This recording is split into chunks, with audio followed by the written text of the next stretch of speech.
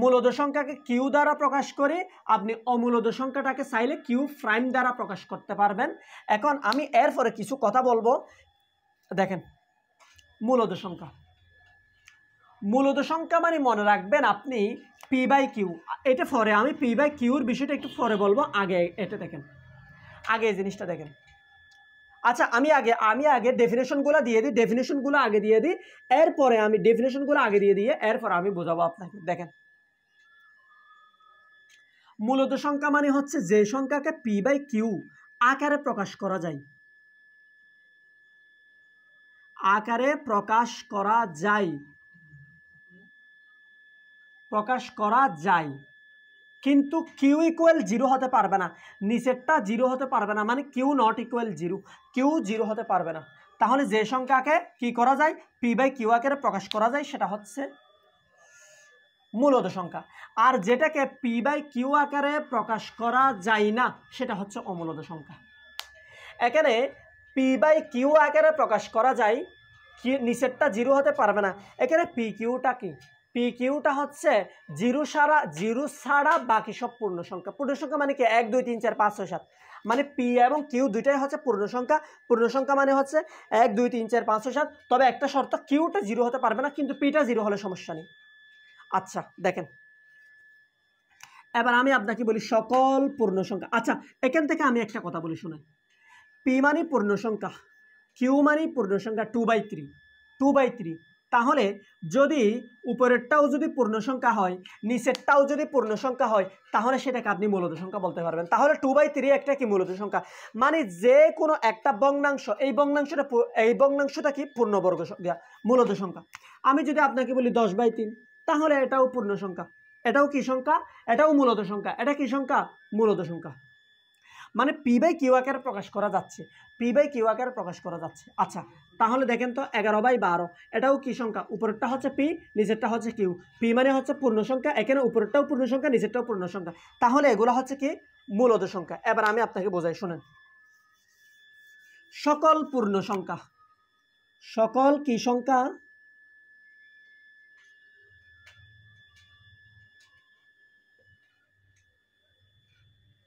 সকল পূর্ণ সংখ্যাই মূলদ সংখ্যা, সকল পূর্ণ সংখ্যাই মূলদ সংখ্যা, মূলদ। যেমন আমি যদি বলি 0 1 0 1 2 3 4 5 6 7, কেন? কারণ সকল পূর্ণ সংখ্যাকে পি বাই কিউ আকারে লেখা যায়।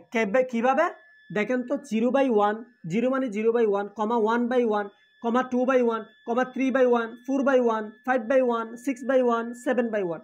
উপরেরটাও একটা পূর্ণ সংখ্যা, নিচেরটাও একটা পূর্ণ সংখ্যা, উপরেরটাও একটা পূর্ণ সংখ্যা, নিচেরটাও একটা পূর্ণ সংখ্যা, উপরেরটা পি, নিচেরটা কিউ, তাহলে সকল পূর্ণ সংখ্যাই মূলদ সংখ্যা। এমনকি আপনি মাইনাসে দেন, দেখেন তো -1/1, -4/1, আপনি -6/1, তাহলে এগুলো সবগুলো কি সংখ্যা, মূলদ সংখ্যা। এই জন্য আমি বলছি কি সকল পূর্ণ সংখ্যাই কি সংখ্যা, মূলদ সংখ্যা। আচ্ছা, মানে পি বাই কিউ আকারে প্রকাশ করা গেছে সকল ভগ্নাংশ সংখ্যা, সকল এখন দেখেন এগুলাকে এভাবে 1 না দিয়ে শেষ, এটাই তো আমি বোঝার জন্য তো দিছি 1। সকল ভগ্নাংশ সংখ্যা, সকল ভগ্নাংশ সংখ্যাই মূলদ সংখ্যা। যেমন দেখেন তো কিরকম, 10/3, 14/6 এবং 15/4, 16/17 এবং 20/19, এগুলো সবগুলা সকল ভগ্নাংশ সংখ্যা হচ্ছে মূলদ সংখ্যা। কেন? এটাকে পি বাই কিউ আকারে প্রকাশ করা যাচ্ছে, পি বাই কিউ আকারে, উপরেরটা হচ্ছে পি, নিচেরটা হচ্ছে কিউ, আর পি এবং কিউ দুইটাই পূর্ণ সংখ্যা, তাহলে উপরেরগুলো পূর্ণ সংখ্যা, নিচেরগুলো পূর্ণ সংখ্যা, পি বাই কিউ আকারে প্রকাশ করা যাচ্ছে, এই জন্য এটা হচ্ছে মূলদ সংখ্যা। আচ্ছা, এবার আসেন, এবার এই ডেফিনেশনটা হচ্ছে সবচেয়ে গুরুত্বপূর্ণ, এই ডেফিনেশনটা আমি আপনাকে একটু বুঝাবো। দেখেন, আমরা কিছুক্ষণ আগে পূর্ণবর্গ সংখ্যা দেখছি এবং পূর্ণবর্গ নয় কোনটা সেটা দেখছি, পূর্ণবর্গ কোনটা দেখছি, পূর্ণবর্গ নয় কোনটা সেটা দেখছি। আমি যদি বলি পূর্ণবর্গ সংখ্যা কোনটা, 4 পূর্ণবর্গ সংখ্যা, 1 পূর্ণবর্গ সংখ্যা, 0 পূর্ণবর্গ সংখ্যা, 9 পূর্ণবর্গ সংখ্যা, 4 4 16 পূর্ণবর্গ সংখ্যা, 5 5 25 পূর্ণবর্গ সংখ্যা, 6 6 36 এগুলো হচ্ছে পূর্ণবর্গ সংখ্যা। পূর্ণবর্গ নয়, এখানে একটা জিনিস লিখে দিই দেখেন, পূর্ণবর্গ নয় এমন সংখ্যার বর্গমূল অমূলদ সংখ্যা।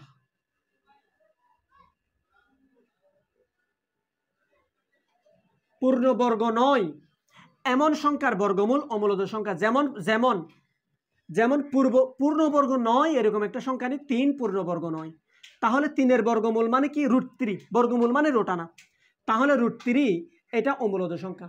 যেমন √5 এটা অমূলদ সংখ্যা, যেমন √6 এটা অমূলদ সংখ্যা, √7 এটা অমূলদ সংখ্যা।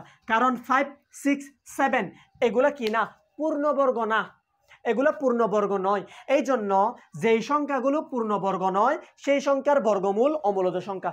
যদি আমি বলি √4, তাহলে এটা কি পূর্ণবর্গ নাকি পূর্ণবর্গ নয়? 7টা অবশ্যই পূর্ণবর্গ সংখ্যা, কিন্তু √4 মানে কত 2, তাহলে এটা মূলদ সংখ্যা নাকি অমূলদ সংখ্যা? অবশ্যই এটা অমূলদ সংখ্যা। 2 মানে 2/1, উপরেরটা p নিচেরটা q। আর আপনি যদি এগুলো লিখেন, এগুলোকে আপনি 2 এভাবে p/q আকারে প্রকাশ করতে পারবেন না। এই জন্য আমি বলি কি পূর্ণবর্গ নয় এমন সব সংখ্যার বর্গমূল অমূলদ সংখ্যা। আচ্ছা, এবার দেখেন শুধুমাত্র, এবারে দিকে দেখেন, শুধুমাত্র অসীম দশমিক সংখ্যা, শুধুমাত্র অসীম দশমিক সংখ্যা, অসীম দশমিক সংখ্যায় ছাড়া, অসীম দশমিক সংখ্যাই অমূলদ সংখ্যা। আচ্ছা দেখেন, অসীম দশমিক সংখ্যা ছাড়া সকল দশমিক সংখ্যা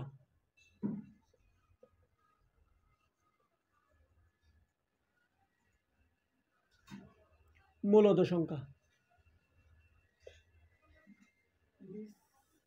মূলদ সংখ্যা কিরকম আমি বলি শুনেন, শুধুমাত্র অসীম দশমিক সংখ্যা ছাড়া সকল দশমিক সংখ্যাই মূলদ সংখ্যা।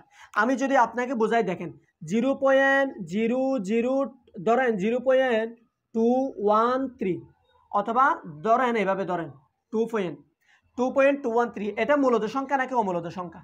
এটা মূলদ সংখ্যা। কারণ এটা কি সসীম, এটা অসীম না।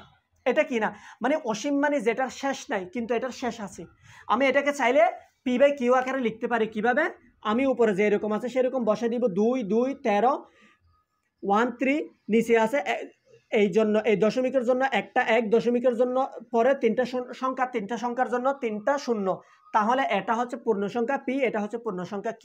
এই জন্য এটা একটা কি সংখ্যা? মূলদ সংখ্যা। অর্থাৎ দশমিক দুনিয়ার যত দশমিক সংখ্যা আছে সবগুলা মূলদ সংখ্যা, শুধুমাত্র কোনটা ছাড়া? অসীম দশমিকটা ছাড়া, অসীম দশমিকটা ছাড়া। আচ্ছা, যদি আমি বলি, যেমন আমি যদি আপনাকে বলি 4.312, এটা মূলদ নাকি অমূলদ? এটা কি সসীম নাকি অসীম?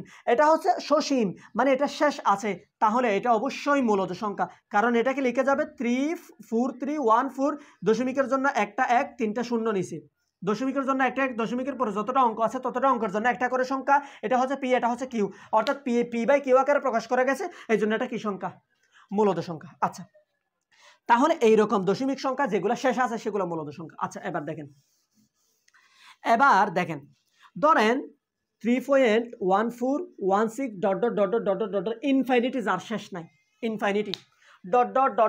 অনেক পর্যন্ত আছে, মানে অনেক পর্যন্ত, যার শেষ নাই। এটা কি সসীম না? এটা কি সসীম নাকি অসীম? অসীম। এটা অবশ্যই অসীম, এটার শেষ নাই। তো এটার শেষ নাই, আপনি কি চাইলে এটাকে p/q আকারে লিখতে পারবেন? না, পসিবল না। তো আপনি উপরে কি লিখবেন? কারণ এখানে তো অনেকগুলো আছে, তাহলে এটাকে আপনি ভগ্নাংশের মতো করে p/q আকারে লিখতে পারবেন না। এই জন্য এটা কি সংখ্যা? অমূলদ সংখ্যা। কি সংখ্যা? অমূলদ সংখ্যা। আচ্ছা, এবার আমি আপনাকে আরো একটা বোঝাই। 2.3456789 ... মানে এটার কি শেষ নাই? শেষ নাই মানে অসীম। এই অসীম সংখ্যাটাকে আপনি কেমনে প্রকাশ করবেন বলেন তো ভাইয়া? আপনি p/q আকারে যদি প্রকাশ করতে চান, আপনি উপরে এতটুকু না বসাতে পারবেন, বাকি মানগুলো তো বসাতে পারবেন না, কারণ আপনি জানেন না এটা শেষ কোথায়। আপনি জানেন না, এই জন্য এটাকে আপনি পি বাই কিউ আকারে লিখতে পারবেন না। এই জন্য এটা হচ্ছে অমূলদ সংখ্যা। অর্থাৎ এতটুকু বুঝছেন? অর্থাৎ আমি যে কথা বোঝাতে চাচ্ছি সেটা হচ্ছে যে দশমিক সংখ্যাটা শেষ আছে সেটা মূলদ, যে দশমিক সংখ্যার শেষ নাই সেটাও মূলদ। কথা এতটুকুর মধ্যে ক্লিয়ার? আচ্ছা, এবার আরেকটা জিনিস দেখাবো, সেটা হচ্ছে আবৃত সংখ্যা, অনাবৃত সংখ্যা। দেখেন, আমি বললাম 3.3333333 dot dot dot dot dot অনেক পর্যন্ত আছে। অনেক পর্যন্ত আছে মানে এটা অসীম নাকি সসীম? এটা হচ্ছে অসীম সংখ্যা। কি সংখ্যা? অসীম সংখ্যা। তো আমার কথা অনুসারে অসীম সংখ্যা হলে সেটাকে পি বাই কিউ আকারে লব এবং হরের মতো করে লেখা যাবে না, এই জন্য এটাও মূলত সংখ্যা, তাই না? কিন্তু এটা আবৃত সংখ্যা। আবৃত মানে কি? দশমিকের পরে বারবার বারবার বারবার 3 আসতেছে। কি আসতেছে? 3। তাহলে এটাকে আপনি ডিরেক্ট এইভাবে দিয়ে দিতে পারেন 3.3 পৌনপুনিক। এবার এটা মুছে ফেলি। এই পৌনপুনিক মানে হচ্ছে এরপরে আরো অনেকগুলো অসীম পর্যন্ত 3 আছে, অসীম পর্যন্ত পৌনপুনিক। এবং এই পৌনপুনিকটা লিখা মাত্র, এই পৌনপুনিকটা লিখা মাত্র পৌনপুনিক যেটা আছে সেটাকে আপনি পি বাই কিউ আকারে প্রকাশ করতে পারবেন। পৌনপুনিক যেটার মধ্যে আছে সেটাকে আপনি পি বাই কিউ আকারে প্রকাশ করতে পারবেন। এই জন্য এটা মূলদ সংখ্যা। এটা অমূলদ সংখ্যা হওয়ার কথা, কারণ এটার শেষ নাই। পৌনপুনিক মানে 3 অনেকগুলো আসবে, এটা অমূলদ হওয়ার কথা, এটার শেষ নাই, এটাকে পি বাই কিউ আকারে লিখে যাবে না। কিন্তু এটা দশমিকের পরে শুধুমাত্র 3 আসতেছে মানে আবৃত সংখ্যা, এই জন্য এটাকে পৌনপুনিক দিয়ে লিখে যাবে। আর যেটাকে পৌনপুনিক দিয়ে লিখে যায় সেটাকে পি বাই কিউ আকারে ভাঙা যায়, আর পি বাই কিউ আকারে লিখে যায়, যে এই জন্য এটা কি মূলদ সংখ্যা। তাহলে আমি যদি আপনাকে বলি 3.14 এভাবে দিলাম, তাহলে এটা মানে কি 3.14 অসীম। কিন্তু অসীম হলেও এটাকে এভাবে লিখে যাচ্ছে পৌনপুনিক দিয়ে, আর পৌনপুনিক দিয়ে লিখে গেছে মানে এটাকে পি বাই কিউ আকারে প্রকাশ করা যাবে। এটার একটা রূপ আছে, এগুলো আমাদের জবের জন্য কমন না, এই জন্য করাচ্ছি না। এটাকে পি বাই কিউ আকারে লিখার একটা সিস্টেম আছে, সিস্টেমটা আমি দেখাচ্ছি না কি জন্য, কারণ এগুলো আমাদের জবে লাগে না এই জন্য। তাহলে এটাকে পি বাই কিউ আকারে লিখা যায়, এই জন্য এটা মূলদ সংখ্যা। আচ্ছা, এবার শুনেন, আমার কথার সামারি হচ্ছে যে সংখ্যার শেষ আছে সেটা মূলদ সংখ্যা, দশমিক হোক, যে সংখ্যার শেষ আছে সেটা মূলদ সংখ্যা। যে সংখ্যার শেষ নাই, অসীম, সেটা অমূলদ সংখ্যা। কিন্তু অমূলদ সংখ্যার মধ্যে যে সংখ্যার শেষ নাই সেগুলোতে এটা যদি আবৃত সংখ্যা হয়, সেটা কি সংখ্যা হলে? আবৃত মানে একটার পর একটা বারবার আসতে থাকলে সেটাকে পৌনপুনিক দিয়ে লেখা যাবে। পৌনপুনিক দিয়ে লিখে গেলে সেটাকে পি বাই কিউ আকারে প্রকাশ করা যাবে, আর পি বাই কিউ আকারে প্রকাশ করা যায়, এই জন্য সেটা মূলদ সংখ্যা। আশা করি আমি ক্লিয়ার করাতে পেরেছি। আর একটা জিনিস মাথায় রাখবেন, ফাইয়ের মান হচ্ছে অমূলদ সংখ্যা। পায়ের মানের কোনো শেষ নাই। আর একটা হচ্ছে ই এর মান। কিসের মান? ই এর মান হচ্ছে অমূলদ সংখ্যা, এটার কোনো শেষ নেই, এই জন্য এগুলো অমূলদ সংখ্যা। আমি মূলদ অমূলদ দুইটা বিষয় আপনাকে ক্লিয়ার করাতে পেরেছি। নিচের কোনটাই মূলদ সংখ্যা? দেখেন কোনটা মূলদ আমরা একটু দেখি।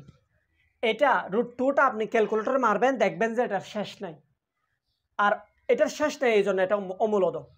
অথবা আমি বলছি √2 এটা কি পূর্ণবর্গ নাকি পূর্ণবর্গ নয়? এটা পূর্ণবর্গ না। পূর্ণবর্গ কোনটা? আরেকটা সংখ্যার উপর স্কোয়ার করে আপনি যেটা পান। তাহলে আপনি কি আরেকটা সংখ্যার উপর স্কোয়ার করে 2কে পান? না। তাহলে 2 পূর্ণবর্গ না। তাহলে পূর্ণবর্গ সংখ্যার রুট করলে মানে পূর্ণবর্গ সংখ্যার বর্গমূল কি না? মূলদ না। এটা মূলদ না। এটাও পূর্ণবর্গ নয়, এই সংখ্যাটা 3টাও পূর্ণবর্গ নয়। তাহলে পূর্ণবর্গ নয় এমন সংখ্যার বর্গমূল মানে হচ্ছে এমন সংখ্যার উপর রুট করলে সেটা কি না? মূলদ সংখ্যা না। দেখেন এটা কি মূলদ? এটা হচ্ছে অসীম। ডট ডট মানে হচ্ছে অসীম।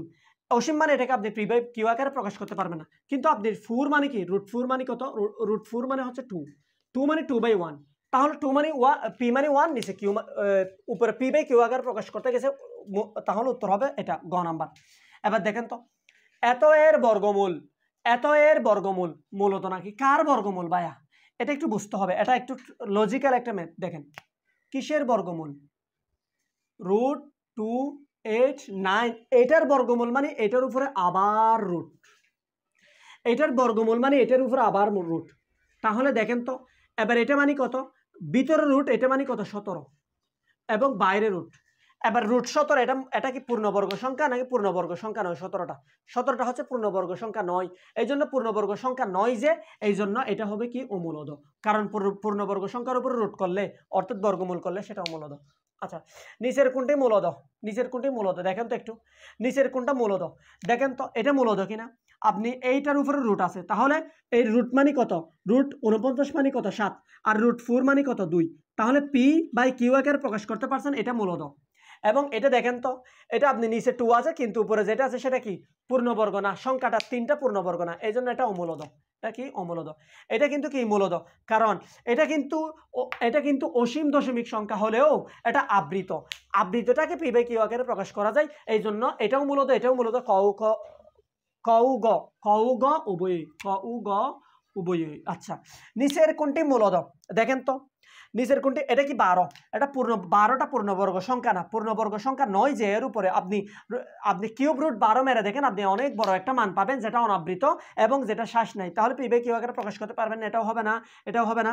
দেখেন এটা মানে কত? কিউব রুট 8, এটার মান কত? 2, এটার মান কত? এটার মান হচ্ছে 2, এবং 2কে 2/1 ভাবে লিখে যায়, এটা হচ্ছে পি এর মান, এটা হচ্ছে কিউ এর মান, তাহলে উত্তর হবে কোনটা? এটা। এবার নিচের কোনটি মূলদ সংখ্যা দেখেন তো, মূলদ সংখ্যা কোনটা? এটা কি মূলদ? এটা শেষ নাই তো, এটা শেষ নাই, আর এটা আবৃতও না, তাহলে এটা কি অমূলদ। আচ্ছা, এটাও অমূলদ, এটাও অমূলদ, তাহলে মূলদ হবে কোনটা? এটা আবৃত দশমিক সংখ্যা, পৌনপুনিক আছে মানে আবৃত দশমিক সংখ্যা, এটাকে পি বাই কিউ আকারে লেখা যাবে, এই জন্য এটা হবে মূলদ সংখ্যা।